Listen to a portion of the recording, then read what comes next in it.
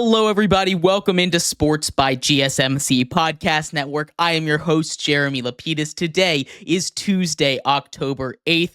It is a huge day in the world of sports. We had our first coach being fired in the NFL. We had a crazy Monday Night Football game. Obviously, it is Tuesday. We'll be going over our rankings, that being the NFL Power Rankings, as well as the NCAA Top 25, and the NHL tipped off today. The NHL had its first game, started about 30 minutes ago. We're going to break down their playoffs, who I have making it, who I have winning the Stanley Cup, and much more at the end. But before we get into any of that, remember, if you would like to be an even bigger part of the show than you already are, all you need to do is go to gsmcpodcast.net. Or if you are on YouTube, you can use that super chat feature.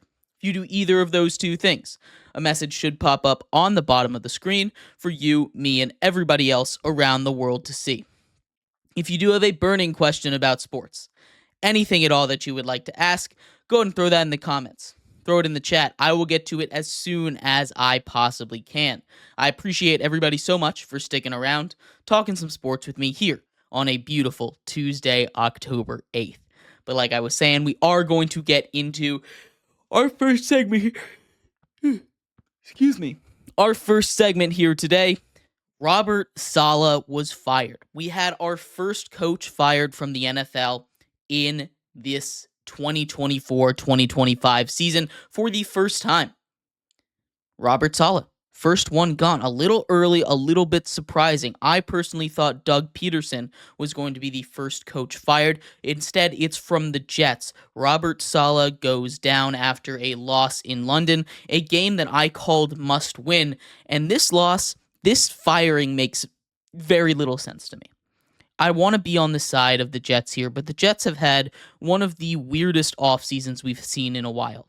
Obviously, you get Aaron Rodgers, it's his second year, but it kind of acts as his first because he played 4 snaps last year for the Jets.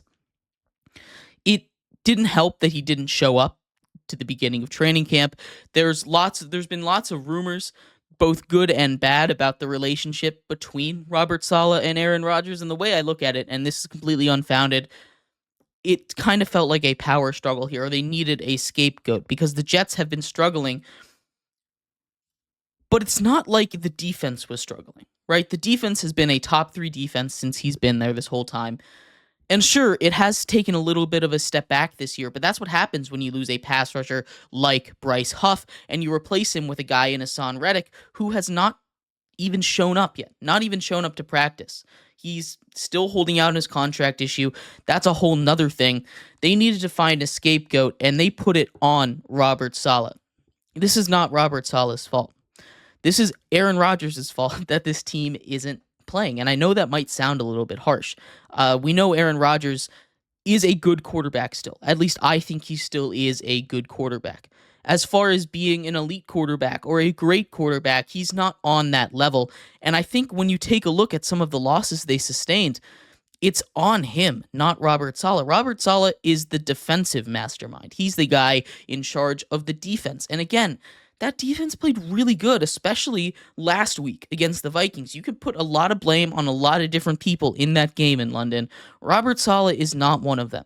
He doesn't call the plays. That's the combination of Aaron Rodgers and Nathaniel Hackett. So if you're looking for someone to blame, it's going to be them. But this team, basically run by Aaron Rodgers, as far as I can tell, as far as personnel goes, especially offensively, it just doesn't work. It isn't working. It isn't working the same way that it did in Green Bay. And I think we're starting to see why Green Bay didn't give this opportunity, this team control opportunity to Aaron Rodgers like the Jets are doing. It's just not working. Now, obviously, I think it would work a lot better if Aaron Rodgers was prime Aaron Rodgers.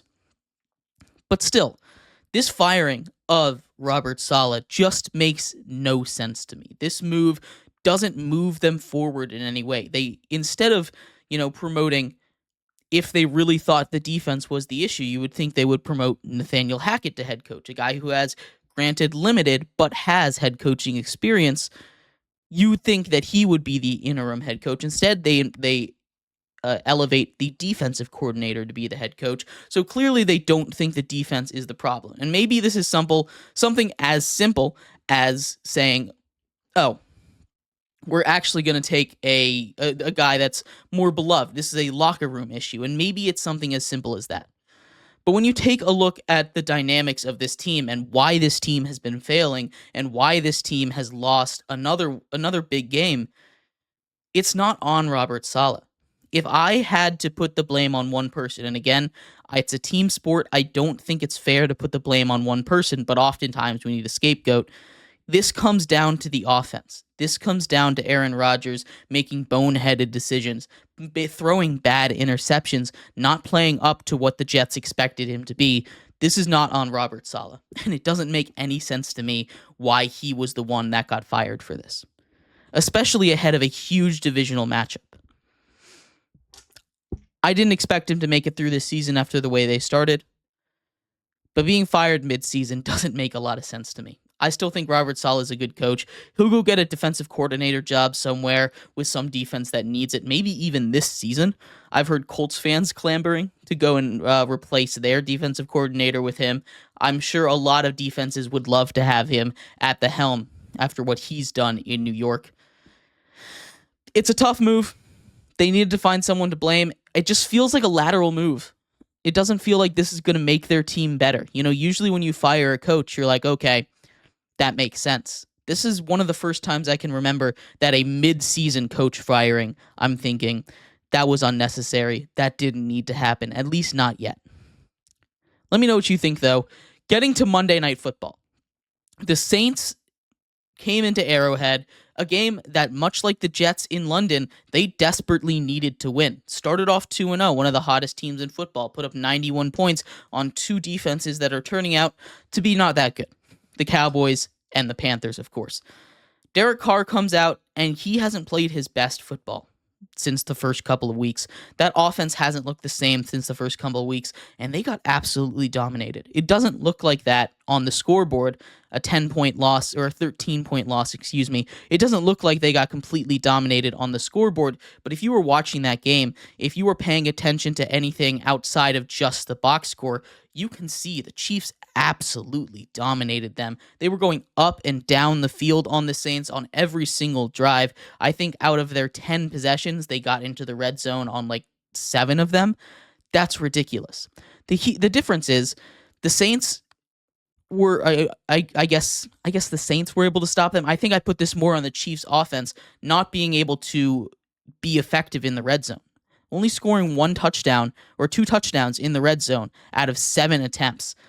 That's not a good sign right there. There's plenty of different reasons why the Saints lost this game, but their defense played great football. They pick off Patrick Mahomes in the end zone. They were able to do a whole bend but not break. If their offense was able to get anything going, if their run game, which struggled a lot, obviously they weren't going to get a lot going against Chris Jones in that defensive front, a defensive front that, especially with that linebacker core, has been incredible all season long against the run.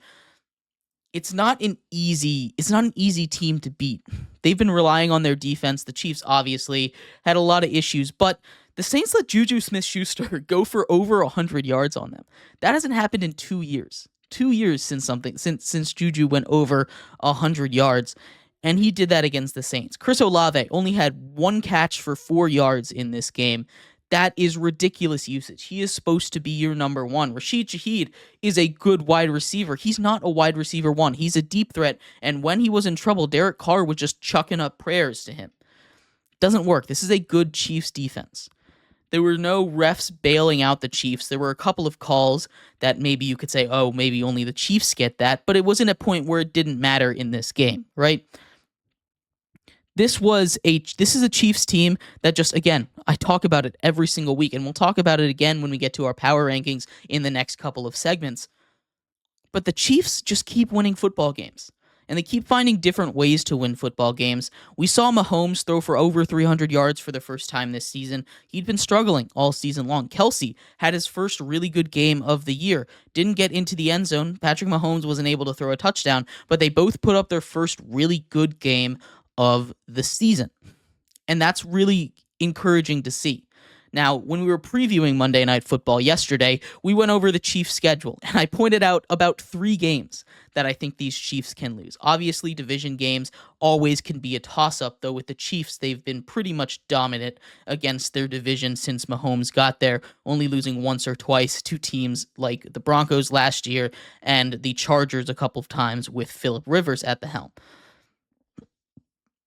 And the Raiders one time, a couple of years ago, too. But these division games, outside of those kind of 50-50 toss-up division games, there's only 3 games that are penciled in on this schedule that I think is even in question for the Chiefs to lose. They play the 49ers, they play the Texans, and they play the 49ers, they play the Texans, and they play the Bills.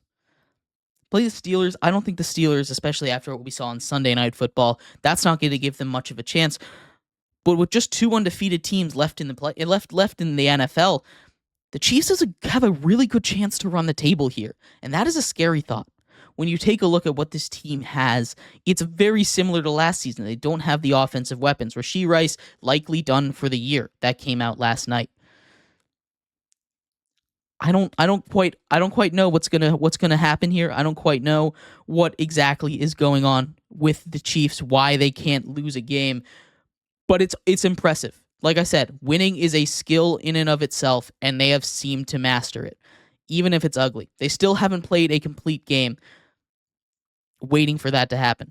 The Saints did good. The Saints did a good job in the red zone, but outside of that red zone defense, they were atrocious. They got absolutely destroyed. This game was a lot closer on paper than it was when you watched it. And it's still a 13-point game. The Chiefs could have scored about 70 points on them this time, but they didn't. They settled for too many field goals. But let me know what you thought of this game. I thought it was kind of I thought it was really disappointing for the Saints. The Chiefs, they're showing signs of improvement every single week. They still haven't reached the peak of their powers. It's a little scary. They could go 17-0. We say that every year, but their schedule is so easy this year. It really is. But let me know what you think. I'd love to hear your thoughts on all of this.